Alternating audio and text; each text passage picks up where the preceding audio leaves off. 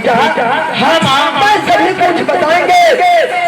जब तुम दोनों भाई कचौड़ी भवन में सो रहे थे, हाँ तो आया पूछा कि दोनों भाई कहाँ गया है, क्यों नहीं खेत में काम करने के लिए गया है। मैंने उनको बोल दिए कि दोनों पुत्र गया है अपनी ससुराल। हाँ माँ, मैंने तो झूठ बोल दिया मेरे लाल। क्यों नहीं माँ? तो इसीलिए राजा भैया गुस्सा से मारते काम से पतिशों मोड़ करके दोनों अपनी पत्नी को गया है बेटा। नहीं माँ, इतनी कमीना राजा की जो हमारी माँ के आकर के सोने की खराम से पति से तोड़ के चला जाएगा, ऐसा हो नहीं सकता है। आप मुझे इतना बताओ वह कमीना किस रास्ते से गया है?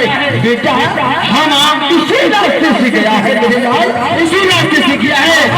ठीक है माँ, आप विश्राम करो, मैं उसे ढूंढ करके मैं उसका ऐसा सबक सिखाऊंगा कि आज तक कोई पृथ्वी पर ऐसा नहीं किया होगा। बेटा हम नहीं जाओगे लाल, नहीं जाओ। इसलिए मुझे डर होता है, वो राजा महाराजा है, तुम ऋषि मिलता है, तुम्हें खाने के लिए भी भोजन नहीं मिलता है। वो तो राजा महाराजा है, अगर तुम जाएगा तो तुम्हारे ऊपर कुछ भी कर सकता है। इसलिए तुम नहीं जाओगे छोड़ दो मुझे। बात करके गया तो छोड़ दो। नहीं माँ, आप मुझे इतना बताओ कि वह राजा किस रास्ते से गया है। मैं उसे मना भी नहीं छोड़ सकता हूँ। जिसने भी मेरी ऐसी हालत की है मैं उसे नहीं छोड़ सकता हूँ।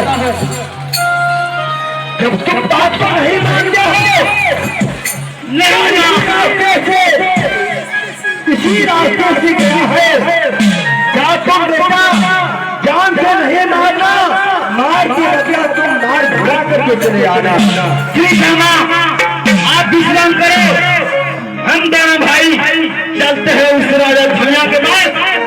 भैया चलो भैया, मैं पूरा दिन से तैयार हो चुका हूँ। आज वह राजा भैया आता है, जहाँ भी मिलेगा मैं उसे भाग से जाऊंगा। ठीक है खेल जाए।